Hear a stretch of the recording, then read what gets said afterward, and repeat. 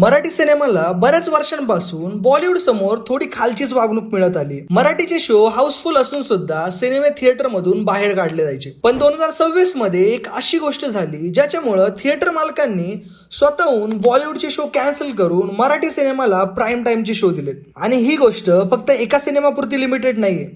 23 November 2018 Pravin Tarde यांचा Mulshi pattern release झाला. मराठीमध्ये हा सिनेमा इतका फ्रेश आणि दमदार होता की रिलीजच्या 5व्या आठवड्यानंतर सुद्धा याचे शो हाऊसफुल सुरू होते. सिनेमाची मातीतली गोष्ट, गावरान भाषा आणि रॉ प्रेझेंटेशन लोकांना इतकं आवडलं की कुठल्याही पेड प्रमोशन शिवाय माउथ पब्लिसिटीनं सिनेमा जोरात सुरू होता. लोकांमध्ये सैराट नंतर पहिल्यांदाच एखाद्या मराठी सिनेमाची अशी क्रेज दिसत होती. पण तेव्हाच एक अशी गोष्ट घडली जी मराठी इंडस्ट्री आजही विसरलेली नाहीये. करण जोहरनी को प्रोड्यूस केलेला सिम्बा थिएटरमध्ये रिलीज झाला आणि मुळशी पॅटर्न हाऊसफुल असून सुद्धा त्याचे शो आणि स्क्रीन कमी केले गेले. थिएटरमधून शो बाहेर काढले गेले आणि रिझल्ट, ज्या सिनेमानं महाराष्ट्रभर तुफान क्रेज तयार केली होती, ज्या सिनेमाचा सलमान खाननी सुद्धा हिंदीत रिमेक केला, तोच सिनेमा फक्त 11 कोटींवर थांबला. आणि ही फक्त मुळशी पॅटर्नची गोष्ट नव्हती. वर्षानुवर्ष मराठी सिनेमासोबत असंच घडत आलंय. जो भी उनकी भाषा में है वो सब चलता है. फिल्म उसका एक छोटा सा हिस्सा है. उनके बिजनेसेस भी चलते हैं. मराठीचा सगळ्यात मोठा प्रॉब्लेम क्वालिटी नव्हताच, प्रॉब्लेम होता विजिबिलिटी.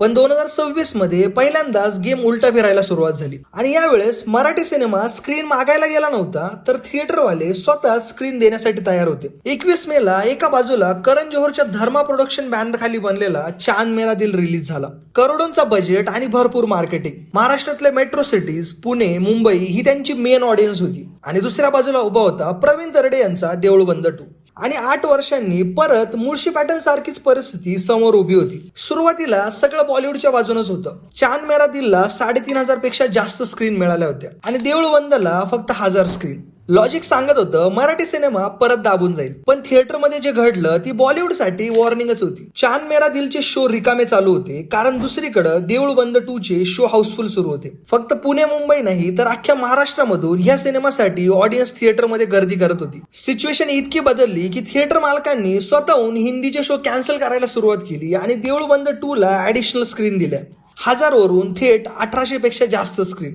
देऊळ बंद 2 मुळे चांद मेरा दिलला मोठा फटका बसला आणि हा पिक्चर फ्लॉप झाला. पण इथं एक प्रश्न समोर येतो की देऊळ बंद 2 हा एक तुक्का होता का?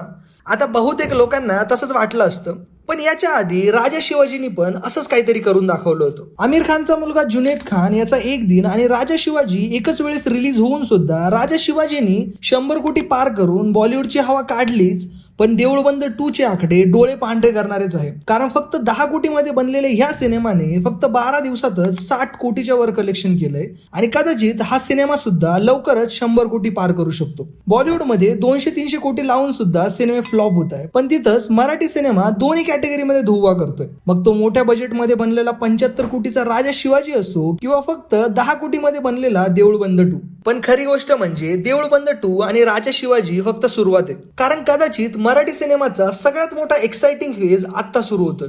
तुंबाडची मंजुळा सारखा हॉरर कॉमेडी प्रोजेक्ट, घबाडकुंड सारखा फॅन्टसी हॉरर आणि नागराज मंजुळे जे भारताच्या पहिल्या Olympic medal winner Khashaba Jadhav यांच्यावर सिनेमा घेऊन येत आहे. आणि सगळ्यात मोठी गोष्ट म्हणजे केजीएफ आणि कांतारा सारखी पॅन इंडियन ब्लॉकबस्टर देणारी होमबाले फिल्म सुद्धा मराठी इंडस्ट्रीमध्ये इन्व्हेस्टमेंट करायला उतरली. आणि याच्या व्यतिरिक्त सुद्धा मराठीचा पुढचा लाईनअप खूप भारी आहे. 5-6 वर्षांपूर्वी मराठी सिनेमा बॉलिवूड समोर उभा राहू शकतो असा विचार करणं सुद्धा अवघड होतं. पण आज चित्र थोडं बदलताना दिसतंय. आता मोठा प्रश्न हा आहे की देऊळ बंद 2 आणि राजा शिवाजी नंतर खरंच मराठी सिनेमा बॉलिवूड समोर ताकदीनं उभा राहू शकतो का, की हा फक्त एक फेज आहे?